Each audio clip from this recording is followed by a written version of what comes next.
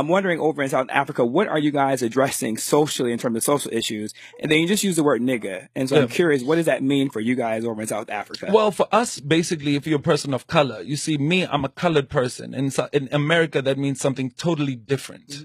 All right. So I might need to give you a history lesson. How it works is, so basically back in the days, right, in South Africa, there was the native African people living, you know, just chilling, kicking it, doing whatever it is they do. And then the Europeans came on their boats and shit. And then they basically said, oh, that, you know, ooh. Yeah. That ass or something like that, right? Yeah, they start sleeping with them. So years later, now we have a whole race of people, me, which is what you call colored people in South Africa.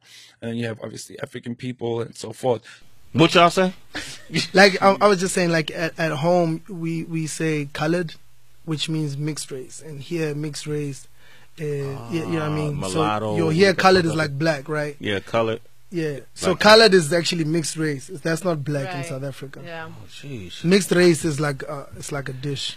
Can you articulate? And I've tried to, you know, the difference between how racism feels when you grow up in a country like America or even South Africa, where separate is law. Yeah. Based on complexion. Yes. Right. And in South Africa, I've never been, but it is. You have the Coloureds, is that right? You and I would be labeled Coloureds, as colored, right? Yeah. Because we're mixed. Exactly. And then you have Afrikaan. Yes, but that's white though. So basically, it broke down into the whole point of apartheid was to separate people into racial groups to divide them because they were the majority, and you need the minority, which was white, was trying to control everything. So separate everybody so you can control everybody. You have to convince everyone that they are different, so that they are fighting themselves and not focusing on fighting the common enemy.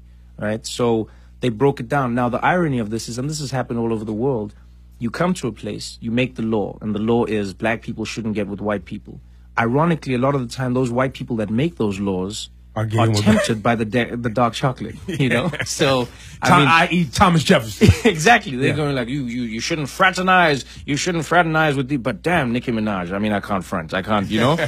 And then what do they do? They go in, they dabble themselves, and then there's children, the fruit of this crime. Yeah. And then what do you do now? You have to create a new race because you cannot argue. You're like, what is this race? Are you saying that they're black? In South Africa, in America, they just went, oh no, you are black. And in South Africa, they further divided and they said that we don't want to increase the black population, even though we're physically doing that. So we'll say that this is a new group, we call them colored.